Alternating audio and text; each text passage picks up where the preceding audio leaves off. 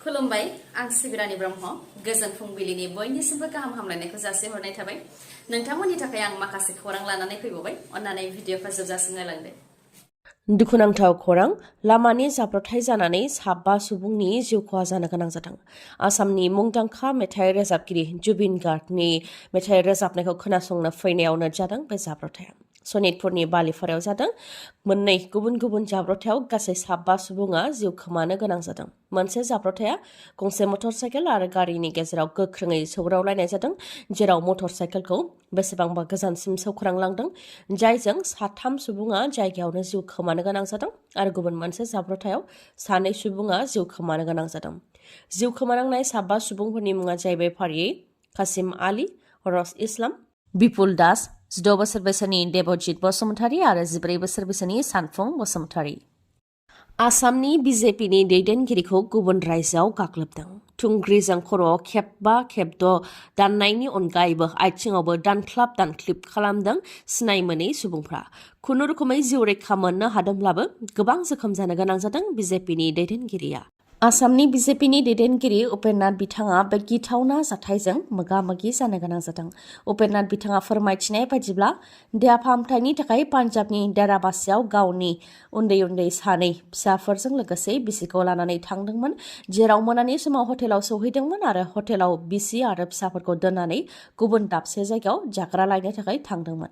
बेनिफ्राय फैफिननाय समावनो मटर साइकेलजों 3 सुबुङा उन फैनानै उनाव मटर साइकेलखौ लाखिफैदों आरो 2आ बेंखननानै सासेया थुंग्रि दिहुननो थाखाय बुंथिदोंमोन आरो आसामनिफ्राय फैनाय सुबुं बुथारदो बुंनाय लोगो लोगोनो गाग्लोबदों होननानै फोरमायथिदों, जेराव खर'आव खेबबा खेबद'सो दाननायनि अनगायैबो आथिङावबो दानख्लाब खालामदों आरो गोजां बोथोर जानायलाय जुथा, लंपेन्ट, जेकेट, माफ्ला आरो खर'आव टुफि गाननायनि थाखाय एसेब्लाबो रैखा मोननो हादों होननानै फोरमायथिदों। अब्लाबो खर'आव 7 सुथेनो गोनां जादों होननानै फोरमायथिदों। लोगोसे फोरमायथिबावदोंदि सिनाय मोनै दुथांफोरा सिखाव बा लुथिनायनि थांखिजोंबो गाग्लोबाखैमोन, मानोना गाग्लोबनाय समाव जिउ रैखा मोननो थाखाय रां थानाय बेगखौबो होनाय जादोंमोन, नाथाय दुथां सुबुंफोरा रांखौबो लायाखै होननानै फोरमायथिदों। उनाव मानसिफोरनि होंगो दोंगोखौ नुनानैसो आनज्रायलांदों होननानै फोरमायथिदों आरो गाग्लोबग्राफोरा खालिस्तानी उदखारिफोर जानो हागौ होननानै सन्देहखौ फोरमायथिदों उपेन्द्रनाथ बिथाङा। क'क्राझार जिल्लायाव दानिफ्राय मोनानि समाव बेटारि रिक्सा सालायनो मोननाय नंला। मोनानि 7 रिंगानिफ्राय फुंनि 6 रिंगासिम क'क्राझार जिल्लायाव आबुङै बन्द जागोन बेटारि रिक्सा सालायनाया। डिस्ट्रिक्ट ट्रेन्सपर्ट अफिस क'क्राझारनिफ्राय फोसावदों बे थांखिखौ। डिस्ट्रिक्ट रड सेफ्टि कमिटिया मोनसे जथुम्मा जिरायदोंमोन। बे जथुम्मायावनो बे थांखिखौ लानाय जादों होननानैबो मिथिहोदों। जायनाखि दा गोजां बोथोर आरो जोबोद खुवा खुनाय सम, बेनिखायनो जाब्रबथाय जानायखौ खम खालामनो थाखायनो क'क्राझार जिल्लानि सिङाव मोनाबिलि 7 रिंगानिफ्राय फुंनि 6 रिंगासिम आबुङै इ-रिक्सा सालायनायखौ बन्द खालामनो थाखाय थांखि फोसावदों डिस्ट्रिक्ट ट्रेन्सपर्ट अफिस क'क्राझारनिफ्राय। आसाम सोरखारा फिन टेट उथ्रिसारनाय बिजाथिफोरखौ फोरोंगिरिनि साख्रियाव थिसननो थांखि लाबाय। गासै 14,223 फोरोंगिरि पस्टनि थाखाय फोसावथाय होदों आसाम सोरखारा। बेनि मादाव डाइरेक्टरेट अफ एलिमेन्टारि इडुकेसननि सिङाव एलपि स्कुलनि थाखाय 3,800 फोरोंगिरि पस्ट आरो इउपिआव एसिस्टेन्ट फोरोंगिरि, बिगियान फोरोंगिरि आरो हिन्दी फोरोंगिरिनि थाखाय 1,750 पस्ट। बेनि अनगायैबो डाइरेक्टरेट अफ सेकेन्डारि इडुकेसननि सिङाव पस्ट ग्रेजुएट फोरोंगिरिनि थाखाय 1,424 पस्ट आरो ग्रेजुएट फोरोंगिरि आर्टस, साइन्स, हिन्दी आरो संस्कृत फोरोंगिरिनि थाखाय 7,249 पस्ट, गासै 14,223 फोरोंगिरि पस्टनि थाखाय फोसावथाय होदों। जायफोर बिजाथिफोरा एलपि आरो इउपिनि थाखाय गोसो गुदुं, बिथांमोना dee.assam.gov.in आव थांनानै एप्लाइ खालामनो हागोन। एप्लाइ खालामनाया 2 जानुवारि 2024 निफ्राय जागायनानै 2 फेब्रुवारि 2024 सिम थागोन। मिथिनानै लानाया गाहामदि एलपि आरो इउपि फोरोंगिरि पस्टनि थाखाय आसाम टेट नङाब्ला सिटेट उथ्रिसारनाय जानो नांगोन। बैसोआ 1 जानुवारि 2023 सिमाव 18 निफ्राय 40 बोसोर बैसो जानाय जानो नांगोन आरो एससि एसटिआ 5 बोसोर रेहाय मोननो हागोन। अदेबानि 45 बोसोर बैसोसिम हागोन। नाथाय 1 जानुवारि 2021 निफ्राय 2नि बांसिन फिसा थायोबा बिथांमोना फोरोंगिरिनि थाखाय एपइन्टमेन्टखौ मोननाय नङा। बेनि अनगायैबो ग्रेजुवेट फोरोंगिरि आर्ट्स साइन्स हिन्दी आरो संस्कृत फोरोंगिरि आरो 1424 पोस्ट ग्रेजुवेट फोरोंगिरिनि थाखाय टेट काम रिक्रुटमेन्ट टेस्टनि थाखाय district wise medium wise category wise आरो अनलाइन एप्लाइ खालामनायनि अक्ट' रोंगौथि गासैबो डिटेल्सखौ माध्यमिक.assam.gov.in आव सम जाबा मोननो हागोन।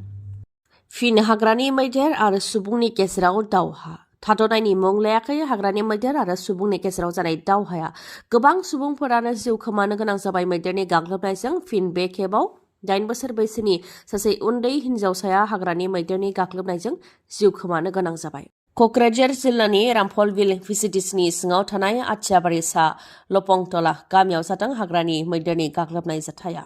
हाग्रानि मैदेरा फैनानै सिदा मार्डी मुंनि सुबुंनि न'खौ सिलिंखार खालामनायजों लोगोसे बिथांनि 8 बोसोर बैसोनि फिसाजो सनि मार्डीखौ गाग्लोबनानै बुथारदों। बिथां सनि मार्डीआ 3 थाखोआव फरायनाय उन्दै हिन्जावसा गथ'मोन। नाथाय हाग्रानिफ्राय आदार नागिरनानै ओंखारबोनाय हाग्रानि मैदेरा दुखुनांथावै 3 थाखोआव फरायनाय उन्दै गथ'सा सनि मार्डीखौ गाग्लोबनानै बुथारदों। जाथायखौ खौरां मोननायनि उनावनो बिटिआर सोरखारनिफ्राय नुजाथिहैदों आरो जायनाखि सिदा मार्डीनि नखरा दुखुथिया आरो बिथांनिया गंसेल' न' दंमोन दा बेखौबो हाग्रानि मैदेरा सिलिंखार खालामबाय। बेनिखायनो न' लुनायाव गोनां जानाय थिं हाजिरा बायदिनि खरसाखौ दोलोनिफ्राय होनो थाखाय खोथा होदों। बेनि अनगायैबो चिफ केयार फान्डनिफ्रायबो 1 लाख रां होनो थाखायबो खोथा होदों बिटिसि सोरखारनिफ्राय आरो बे 1 लाख रांखौ मोननो थाखाय गासैबो फोरमान बिलाइफोरखौ थाबैनो अफिसाव जमा होनो थाखायबो बुंथिदों बिटिसि सोरखारनिफ्राय। आसामाव बिजेपिनि सा 6 दैदेनगिरिफोरखौ एक्सपेल खालामनाय जाबाय। जानो गोनां दिमा हासाव काउन्सिल बिसायख'थियाव बिजेपिजों अफिसियेलि फोसावजाखानाय बिजाथिफोरनि हेंथायै बिसायख'थि गेलेनो थाखाय गसंनायनि थाखायनो सा 6 बिजेपिनि दैदेनगिरिफोरखौ एक्सपेल खालामदों। बिजेपिजों अफिसियेलि फोसावजाखानाय बिजाथिफोरनि हेंथायै उदाङै बिसायख'थि गेलेनो थाखाय बिजाथि गसंनायनि थाखायनो आसाम बिजेपिनि आफादगिरि भबेश कलिता बिथांमोन सा 6 बिजेपिनि दैदेनगिरिफोरखौ एक्सपेल खालामदों। फोरमायथिनो गोनांदि फैगौ 8 जानुवारियाव दिमा हासाव काउन्सिल बिसायख'थि जागोन आरो 12 जानुवारियावनो बिनि साननाया जागोन। बिजेपिनिफ्राय एक्सपेल खालामजानाय माखासे दैदेनगिरिफोरनि मुङा जाहैबाय राहुल नाइदिं, बिमल हजाय, पुनुस नुनिसा, हेमन्त केमफ्राय, जयसिं दरं, डरमेन इंहि आरो माखासे। गुबुन रायजोआव खामानि मावनो थाहैनाय सासे बर' सुबुंनि जिउ खहा 3 थाला बिल्डिंनिफ्राय गोग्लैनायनि उनाव जिउ खहा जानो गोनां जादों रामोनदा बर' बिथाङा। रामोनदा बर' बिथाङा उदालगुरि जिल्लानि दैफां सिलमारिनि थागिबि। नखरनि थासारिखौ नायनानै नखरखौ दैदेननो थाखाय बिथाङा केरालायाव कम्पानियाव खामानि मावनो थाहैदोंमोन। नाथाय खामानि मावखांनायनि उनाव दसे आराम लानो होननानै 3 थाला बिल्डिंआव गाखोलांदोंमोन आरो जिरायहैदोंमोन। बेनि उनावनो 3 थाला बिल्डिंनिफ्राय गोग्लैदों रामोनदा बर' बिथाङा। उनाव बिथांखौ फाहामथायनि थाखाय देहा फाहामसालिसिमबो लानानै थांनाय जादोंमोन नाथाय बिथांखौ रैखा खालामनो हानाय जायाखै। दुखुनांथाव दि रामोनदा बर' बिथांनिया सासे 2 बोसोर बैसोनि उन्दै फिसाबो दङ आरो बिथाङा थैनाय समाव गावनि उन्दै फिसाजों लोगोसे बिसि आरो बिमा बिफाखौ बे बुहुमाव एंगारलांबाय। आल्फा प्र टक्स फेक्शननि मोनसे हानजाया गोजोन गोरोबथा खालामनो थाखाय गोदान दिल्ली फारसे थांबाय। 29 डिसेम्बराव आल्फा प्र टक्स फेक्शना गोजोन गोरोबथा खालामगोन जायनि थाखाय सा 6नि मोनसे हानजाया गोदान दिल्ली फारसे थांबाय जेराव आसामनि गिबि मन्त्रि डक्टर हेमन्त बिश्व शर्मा आरो मिरुनि नखर मन्त्रि अमित शाह बिथांमोनहाबो बाहागो लागोन। गासै 12 डिमान्डफोर जेरै मोनद' हारिनो एसटि होनाय कन्स्टिटिउशनेल आरो पलिटिकेल एरेन्जमेन्ट बेनि अनगायैबो आरो माखासे गासै 12 डिमान्डखौ लानानैनो बिथांमोनहा आसाम सोरखार आरो भारत सोरखारजों गोजोन गोरोबथाखौ खालामगोन। थांनाय 2011 मायथाइनिफ्रायनो गोजोन गोरोबथा खालामनो थाखाय आल्फा प्र टक्स फेक्शननि हानजाया सोरखारजों सावरायगासिनो दंमोन। दा जोबथायाव बिथांमोनहा गोजोन गोरोबथा खालामनो थाखाय थांखि लाबाय आरो 29 डिसेम्बराव गोदान दिल्लीयाव गोजोन गोरोबथा खालामसिगोन आल्फा प्र टक्स फेक्शना। गोजोन गोरोबथा खालामनो थाखाय आल्फानि आफादगिरि अरविन्द राजख'वा, फरेन सेक्रेटारि सासाधर चौधरी, प्राणजित सैकिया आरो प्रदीप हाजरिका आरो बिथांमोनजों लोगोसे माखासे आल्फानि दैदेनगिरिफोरा गोजोन गोरोबथा खालामनो थाखाय गोदान दिल्ली फारसे रावनो होलांबाय।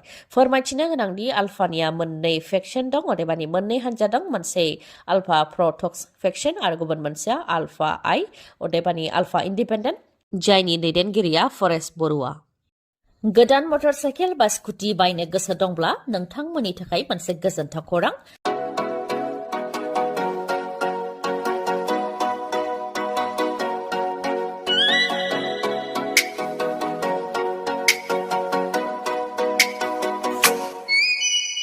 मानिकपुर पुलिस थानानि साखाथियाव थानाय मानास अट' हन्डा श'रुमा फिन नोंथांमोननि थाखाय गोजोनथाव खौरां लानानै फैदों। गोथार बर'दिन सानजों लोब्बा लाखिनानै बायदि बायदि अफार फोसावदों मानास अट' हन्डा श'रुमा। अफारफोरा जाहैबाय जायखिजाया मटर साइकेल बा स्कुटि बायोबा नोंथाङा बेसेन नाङालासे गंनै हेलमेट मोननो हागोन। लोगोसे बेसेन नाङालासे 5 लिटार पेट्रल मोननो हागोन आरो बेसेन नाङालासे गोजां बोथोरनि थाखाय कम्बलबो मोननो हागोन। बेनि अनगायैबो नोंथाङा मोननो हागोन 1000 केशबेक अदेबानि नोंथाङा 1000 रांबो मोनफिननो हागोन। अब्ला नोंथाङा गोनो गोथो जानांगौनि जेबो गोनांथि गैया। थाबैनो नोंथाङा मानिकपुर पुलिस थानानि साखाथियाव थानाय मानास अट' हन्डा श'रुमनिफ्राय गोदान मटर साइकेल बा स्कुटिखौ लायनो हागोन। आरो नोंथांमोननो बेखौबो मिथिहोबावोदि जायखिजाया कम्पानिनि गोजाम मटर साइकेल बा स्कुटिखौ सोलायनानै नोंथाङा गोदान मटर साइकेल बा स्कुटिबो बायनो हानायनि राहा दं बे श'रुमाव। बेनि अनगायैबो नोंथाङा गोजान जानथायनिब्ला हम डेलिभारि खालामनायनिबो राहा दं बे श'रुमाव। आबुङै मिथिबावनो थाखाय 7002601255 नङाबा 9101272776 बे नाम्बाराव खौरां लाहरनो हागोन। गोजोन्थों। दिनैनि भिडिअ'आ एसेनोसै। गाबोन आरो गोदान भिडिअ'जों लोगो मोनफिनबावगोन। नोंथाङा दासिमबो आंनि चेनेलखौ साबस्क्राइब खालामाखैबा अन्नानै साबस्क्राइब खालामदो। लोगोसे लाइक, कमेन्ट आरो शेयार खालामनो दाबाव। गोजोन्थों।